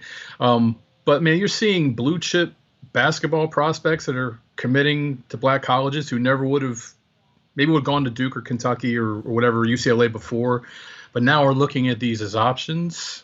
I think it's fantastic. And I wonder how long before you see, like, I don't know if Grambling or Southern got good before they got into a mainstream 1A bowl, if that's what they even want. I think it's great, and make a big party as you want it. Do what you can with it while you can. I don't know how long he'll last there. Yeah, that's the concern I have, is you have all this pomp and circumstance, right? Like you have, but you haven't done anything. You haven't won. Doesn't have to. He doesn't have to yet. He could go 2-9 for 6 years, but the school and their opponents in those conferences can still benefit from them in a great way. Yeah, but it's such a slippery slope when you have this pomp and circumstance and then you fall flat. If he goes, 2-10. Maybe a kid gets a scholarship that wouldn't have already because there's more money for him. There's a lot of collateral benefit. We always talk about collateral damage. There's collateral benefit as well. And maybe there's opportunity for one person, two people, one person per year for the time he's there.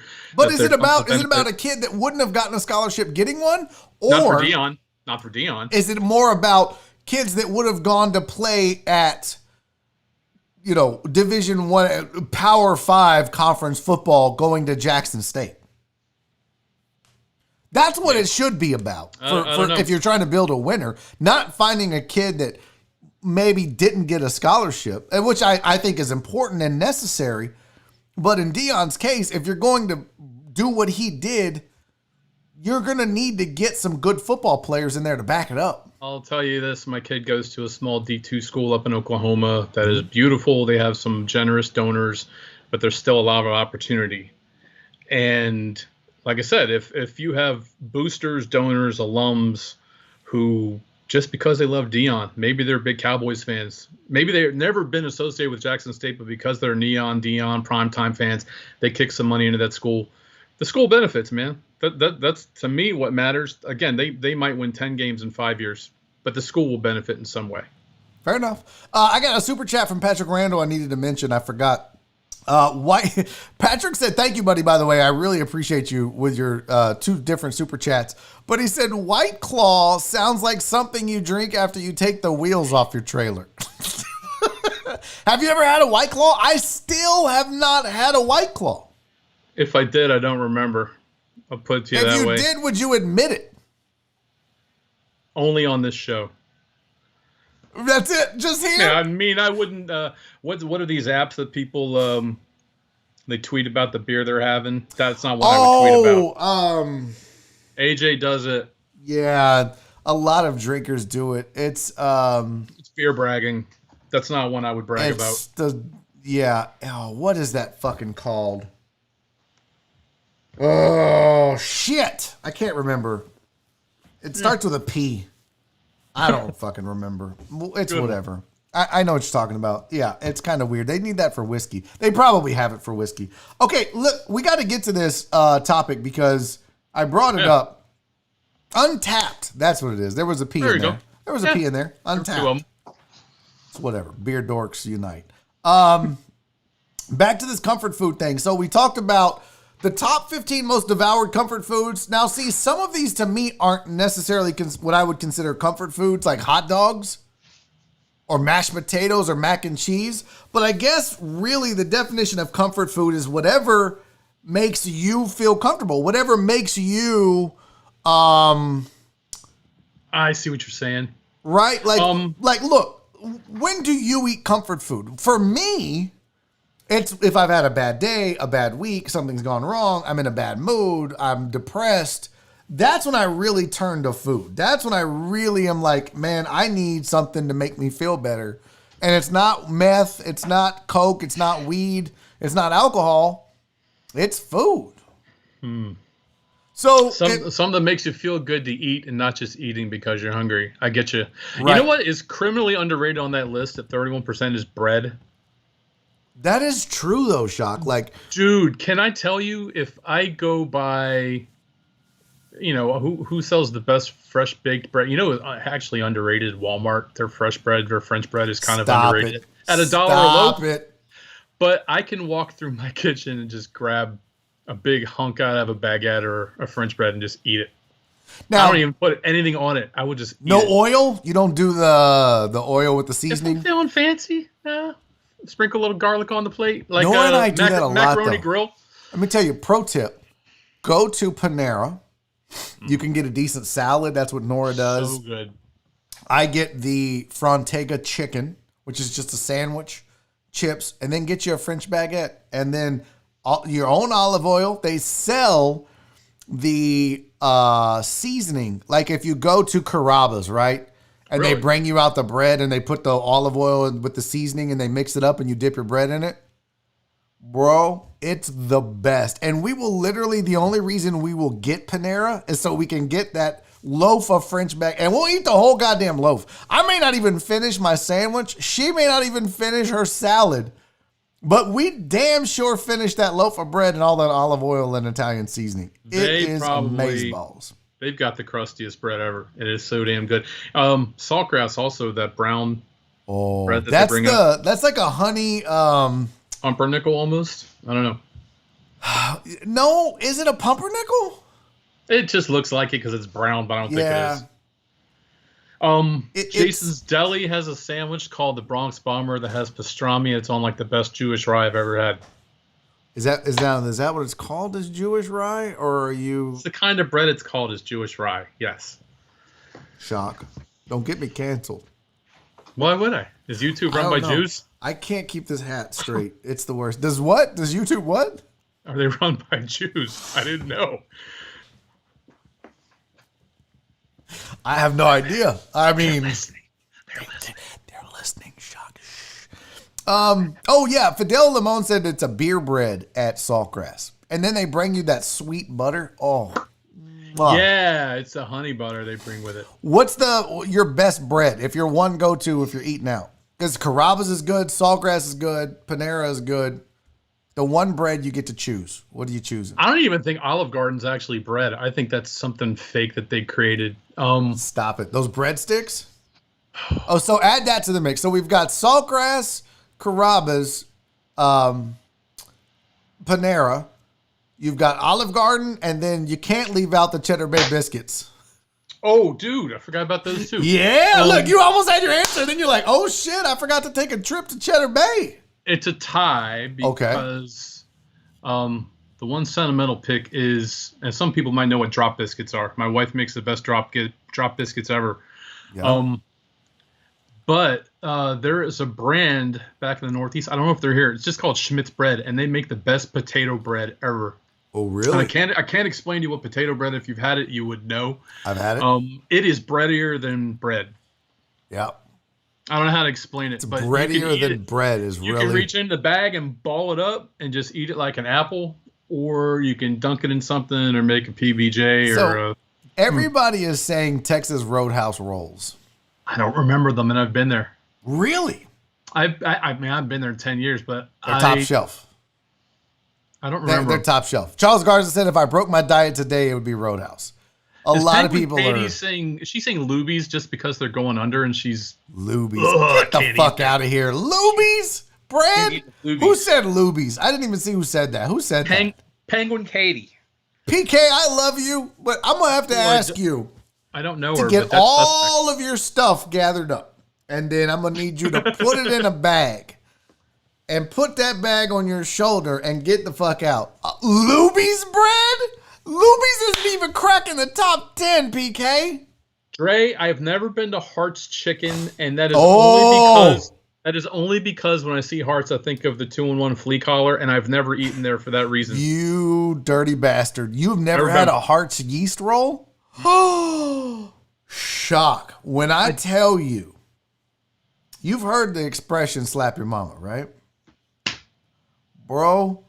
A Hart's yeast roll will make you slap your mama. It is so good. And I'm glad he brought that up because that really needs to be in contention for best bread at a place. Now, look, their chicken, we can talk about it versus others, but a Hart's yeast roll, oh my God. Most of the Hart's that I go to are pretty dirty. Let's be real. The last one I went to was maybe 12 years ago, and there was flies everywhere. And Nora and I have never been back to a Hart's. But my buddy owns or manages one in the Heights, and he brings food. Oh, my God. I'm telling you, Shock. Cinnabon? White Magic? Get your... Bro, shut up. That's not even a bread. That's a fucking cinnamon roll. There's a place at... PK, or Pink Valkyrie. I came back just to say Texas Roadhouse. It looks like, bro, if we're going off of chat, everyone is saying Texas Roadhouse. That's not even bread. So we're going to count birthday cake now, too? Are we counting Magic said, what do y'all know about hot water cornbread? I don't even know what the fuck that is. What the hell is it? Had it. What is it? I don't know how to explain it, but I'm pretty sure I had it. My wife's family back in Richmond, Virginia has made it at least twice, and I'm very familiar with it. Okay. It's dynamite. There's a place at 290 Highway 6 where it meets 1960 called... something. Oh, 290 and Highway 6. Harris County Barbecue. I thought you were talking about 45. I was going to say, you're talking about Hooters. Where 6 meets 1960 at 290. Oh, okay. Harris County Barbecue. They have great cornbread. Black Eyed Pea, no longer with us. Rest in peace, Black Eyed Pea. I'm not even Might have had the shittiest cornbread I've ever had, and that's why they went under. Really? You think? Come on, son. You think? No, fam. Listen, you may have shitty cornbread, but your chicken fried steak can keep you afloat.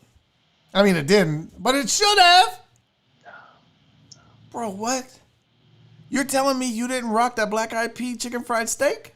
It's all right. It was all right. The cornbread ruined it for me, though.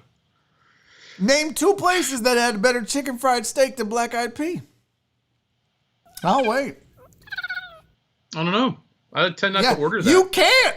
I don't order it. No, That's you not something can't. I would go to. That's not my go-to. Oh, what? You don't like chicken fried steak? I do. God I just damn don't. Yankee. I try not to eat fried food when I go out too much. Really? That's how you get into the mid-250s, son. Well, that's okay. You got me there. Cowboy fan with a super chat. Thank you, buddy. He said, check the Discord. I just made jalapeno cheddar bay and Cajun crab eggs Benedict. I just posted it, please. Okay. Total Dallas, thank you. Harris County Smokehouse. And anytime we talk food, Cowboy Fam's going to get a plug in. It never fails. I love this dude. He is... Jalapeno cheddar bay. Have you ever seen his videos that he makes? Yeah, based on your show. Have you subscribed to his YouTube channel? I did. Oh my God, dude. This cat can cook. I'm telling you. Mm. Chicken fried steak is trash. Now, Amos, you need to get the fuck out. Chicken fried steak is not trash. I'm going to need you to listen. Let's get back to this list, though, because cereal as a comfort food, that's the one that bothered me. Of all of the stuff on this list, Shock, I could see where pizza, burgers, ice cream, french fries, mac and cheese, potato chips, cookies, chocolate, fried chicken, spaghetti and meatballs, mashed potatoes, bread, hot dogs, pancakes. I could see all of this being a comfort food. How in the fuck is cereal a comfort food? I've had this times is what in bothered my me. life. No, I totally get it. And as someone who's probably had cereal as a meal, all 3 meals in a day, several times in my life, I could see it. Are you a big cereal guy? Like you're not as much now because all the stuff we buy our kids the cereal my folks would never ever have considered getting because it was so expensive back then. Which is what do we have out there right now? Lucky Charms, probably. Oh, okay, yeah. Reese's Puffs, which I will F with. Strong. And one of those weirdos likes Raisin Bran. One of your kids? Yeah. Yeah. Are you sure they're yours? Like, who the fuck is I'm sure. Raisin Bran? Pretty sure. Yeah. What did you have a 70-year-old kid? Who the fuck is eating Raisin Bran? He takes all AP classes. Oh well. Does he at least sprinkle some sugar on it? No, he does not. And you know what? These kids don't drink soda. Kids don't drink soda either. Did you ever do that though as a kid? Whatever cereal? I don't give a fuck if it was Lucky Charms. I don't give a shit. It could have been Sugar Smacks. Whatever cereal I ate, I would get the sugar and get a little teaspoon and just sprinkle more sugar on it. Yeah. Cheerios was a losing proposition because sugar would never stick to it, and Cheerios you would get to the bottom, and there would just be a sand dune of sugar. Yeah. Which was really delicious, by the way. My dad used to buy 100% natural cereal. It came in a box like that big, and I think you're only supposed to eat like a 1/4 cup of it because it would like grape nuts and shit. Yeah, it would blow your colon out. Like it was dates and when I was a kid, I'd pour a whole box of it into a bowl and put about a ton of sugar, and holy shit, I should still be on the toilet 40 years later, 45 years later, whatever. That's hilarious. That is hilarious. Now, everybody's chiming in with their cereals, which I knew was going to happen. Frosted Flakes, get the fuck out of here with bananas. Who put Nesquik on Rice Krispies? That's almost Gregory Vega Jr. Frosted Flakes with bananas and a spoon of sugar. Bro. Oh, just like on the box. Yeah. No one should put fruit in cereal. I'm sorry. I don't give a fuck what they put on the box. Don't put fruit in the cereal. One. Oh my! I hear Chris Davis is partial to Quaker Oats. That's funny. That's super funny. What did you see? Wheat. What did you see now? Frisco Barca. My mom used to put us plain Rice Krispies. I would put Nestle Quick Powder. Oh, now, does that mean he put powder on it like sugar, or did he put chocolate milk? I think he put powder on the cereal, and then that's game changing, though. Shock. That's genius. Wow. So Penguin Katie likes Fiber One and Lubies. Wow, yeah. I think we've learned all we need to know about Penguin Katie. Wait a minute, Pink Valkyrie. I've been enjoying the Fruit Loops with marshmallows. What? Yeah, that's a thing. What? That's a thing. I sound like my Aunt Diane. Rest in peace. What? That's not my aunt was the loudest person I've ever met in my life. My whole family's loud. That's where I get it from. But my aunt, if you surprised her with something, what? I mean, what? Never got name brand growing up. Oh, Big Zipbox store brand. If you go to, I hate to steer y'all back towards Walmart. They got the biggest selection of cereal. If you buy the multi-meal cereal, which is cheaper, but it's in a bag, the what? Just as good. Oh, the multi-meal? The brand is called Malto-Meal, and instead of boxes, they ship it in bags. Malto-Meal, like the old. The reasons. Yeah, I'm about to spend some knowledge on you, Chief. The reason cereal is so expensive is because of where it sits on the shelf. The ones that are more expensive are eye level. Okay. The farther you go down the shelf, the prices tend to go down a little bit. But if you buy Malt-O-Meal, because they will pay for the cheapest amount of space on the shelves, that's why they get away with being cheaper. They don't spend the money that Kellogg's or whatever spends on the top shelf. That's what I've been told. I remember Malt-O-Meal being like cream of wheat. They, I guess, branched into knockoff cereal. Really? So now they make like Fruity Nuggets instead of Fruity Pebbles, right? We buy their version of Reese's Puffs, and they are just as good. Shut up. I swear to God. Really? Because I remember eating like cream of wheat, which was like grits, I guess, kind of in a way. Two different things, but I feel you. But I don't know how to describe what was cream of wheat. It wasn't oatmeal. No, it was was a lot like grits, but it was texturally it's the same. And we just had cheese grits 2 nights ago, which was what? I don't even know. I can't even tell you what it is. But I feel like that's what the only time I ever had heard of Malt-O-Meal was that it would compete with cream of wheat. They used to make that. They might still, but they branched off into being major cereal players. So now they make, what do they call them? Like peanut butter puffs? Yeah, or Cheerios with 4 O's. Cheerio boys. Cheerios. It's just so. You buy them by the bag, which is it comes in a plastic bag, not a box. Not a box, which is also cheaper. It's also cheaper. So ghetto. It's not ghetto. It's good. It's so ghetto, Shock. All right, now wearing a Dodger cap is calling me ghetto. The top 5 reasons Americans reach for comfort food. Taste good is number 1 at 48%. Satisfying was 43%. Brings happiness 41%. Something to look forward to 39%. And sense of comfort in uncertain times 38%. To me, are you good with this? I think 3 and 5 are the strongest ones. And the thing about it is, number 3, you don't even know why you're happy. You just are. You can be having the shittiest day, but if you eat whatever that is, it's like Calgon. It takes you away for it's crazy, few happy which is moments. why they call it comfort food, right? What's your number 1 comfort food? Like, what's the one dish that, if you could snap your fingers and didn't have to cook it and just appeared, what would it be? Steak. Really? A plate of steak and potatoes. That's it. Just steak and mashed potatoes, or really, if not even a baked potato, mashed potatoes, maybe some cheese on them, a little sour cream and bacon. It's like a baked potato, but without the fucking skin and all the skin has iron and vitamins. Well, I don't give a fuck about that stuff. I just want the delicious part. You don't like potato skin? There's okay, but you like the crust cut off fucking too, dirt. You think about it, that bitch was in the dirt, and now you're eating it. They're like, it's got minerals. Yeah, because it's got fucking dirt on it. Just give me the inside. That's the delicious part. I just want the delicious parts of the meal. I don't need the benefit.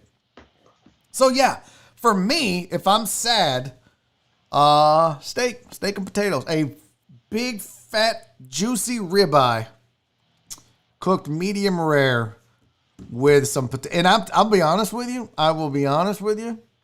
The potatoes, Nora and I rock that instant potato shit. Let me get you the name of this, because this shit will change your life. Instant potatoes. Where are I feel like I'm about to be let down here in a major way. No, it's the potato flakes. What are they called, Shock? Uncle Ben, like Uncle Ben's? Nope, the Idahoan instant potatoes. Oh, bro, these will change your life. You boil water in the microwave for 4 minutes.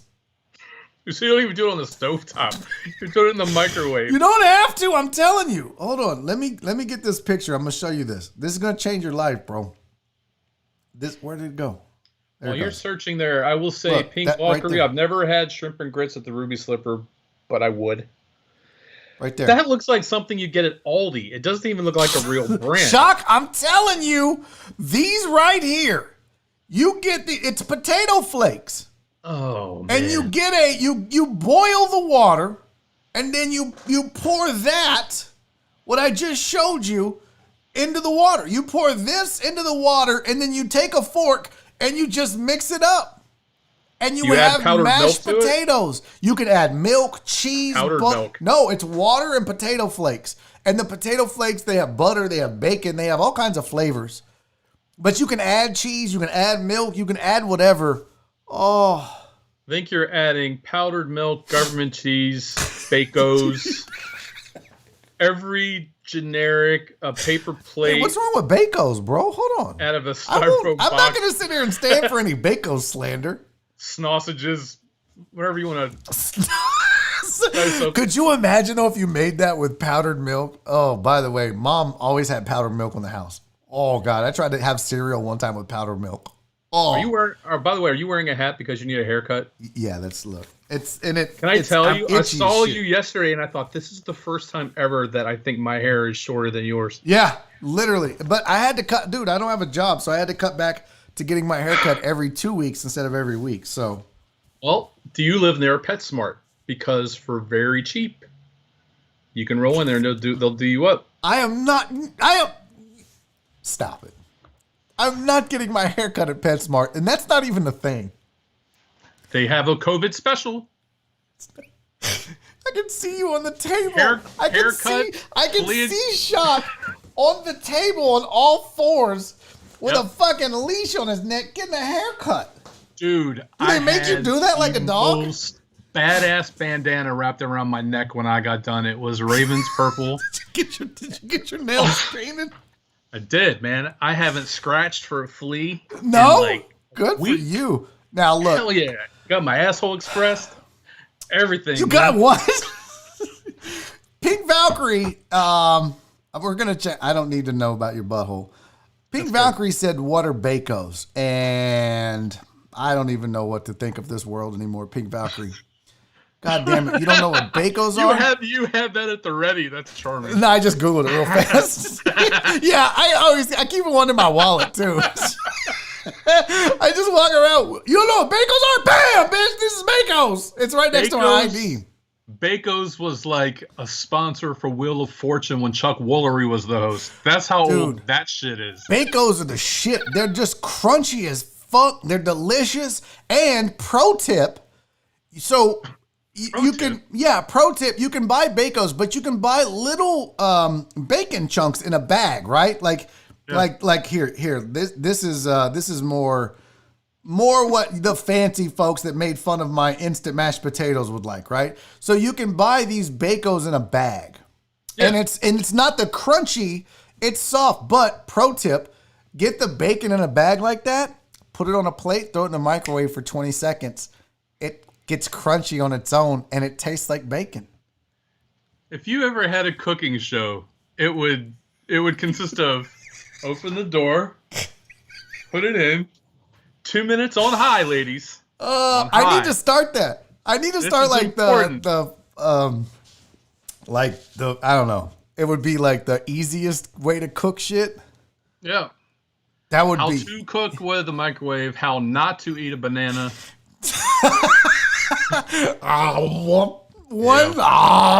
Just like do not linger. Cartoon style. Do not linger. Mark Gropey said the shit ain't real. Who gives a fuck? It's delicious. Bacos. It doesn't matter. I mean, it doesn't have to be real to be delicious. Stop being a player hater, Mark. I mean, they do exist. It's just, it's not real. Yeah, it is real. Patrick Randall said, Bacos are bacon's stunt double. Way more talent. Listen, Patrick, thank you for the super chat. I hope you're not disparaging. Bacos are the shit, okay? We all need to be aware. Bacos are the shit, and if you have a problem with Bacos, you have a problem with me, okay? If we call it astronaut bacon, that probably makes it sound a lot cooler. My God, you're such a genius. This is why I hang out with you. Tang and Bacos. Tang and Bacos. Spaceship and instant potatoes. Tang and Bacos, by the way, I think was probably a Panamanian cop show ska sometimes band. in the 70s. Ska band. Tonight, en vivo. Una visión. Panamanian cop show. Tang y Bacos. Because you know it's got the old timey siren on it or whatever. Oh my God. Corazón azul. That's so great. Pink Valkyrie. This is how we know Nora's a nurse, because Barry had to make his own man meals. Listen, you got to do what you got to do, okay? Oh my God. I can't believe it's already 3:56. This just flew by. Damn. Yeah, I know, Shock. That doesn't even feel fair, dude. No, it doesn't. How can the people keep in touch with you, buddy? You know what? I went out of the box and changed it to a normal Twitter account. Oh, did you? So it's just LEBISCHAK now. Boring. I probably won't change it again. And I always spell your last name wrong, so I hope I got this right. I don't know why. You can spell Laminack, but I can't spell LEBISCHAK for some reason. Yours is easier. And I've. If you're on the chat, I just said here I am. That's how you spell it. There you go. Boom. Just M LEBISCHAK. I got it right. LIBESCHAK, right? No. LE. Oh, I reversed them. Fuck shit. I don't know why I just got Tourette's for a second. I got it backwards. No, I did not have my glands released, Dr. Dre. It was a joke. What? It was a joke. Oh, That's the smart. dog. When I got fixed up. You had your anal glands popped? Mm-hmm. All right, so there's the correct Twitter. Instagram as well? Is it that? I don't even know anymore. It might be. Well, follow my dude. Do as Aaron J. Bryan said as well. Hit the thumbs up for the video. If you haven't subscribed to the channel, subscribe to the channel. Shock, my friend, thank you for being here. See you in 3 months. No, you dirty bastard. I need to get better. Hey, you got 100 coming up, man. You know how dynamite that is? I'm pretty pumped. I am too. Who's going to be on? Well, so I think I'm giving the people what they want. I'm going to try to get a Usual Suspects reunion. I'm going to try. I don't know if they're going to do it, but I'm going to try. What are you going to do? If that falls through, then I'm just going to get you and Jerry and Jerome and Joel. I mean, Westling. All of us? Yeah. I mean, we'll just get it all together and have a good time, right? Fuck you it. do what you got to do. I'll be there for you. I appreciate you, buddy. You're the best. Everybody, that's Mike LEBISCHAK. Go follow him on Twitter. Thank you guys for being here. That is another edition of Barry on Deck. I can't tell you how much fun I just had in that last hour. My guy Shock is the best, and it's like we've never stopped doing a show, for real. It just feels right. I don't know how to say it. I don't know how to describe it. There's just a certain chemistry. He's a funny dude. He's a great dude. I love me some Mike LEBISCHAK, man. You guys go follow him on Twitter. Show him some love. Anyways, thank you guys for being here. I am going to go take a nap, BK. I am fucking exhausted. Thank you guys for being here. Fuck what you heard. Don't let Ellen tell you any different, you guys. I'll see you tomorrow. So you know what to do. Be safe. Be kind. And most importantly, love each other. I will see you tomorrow. Hopefully I have more sleep. Wow. I'll holler at y'all.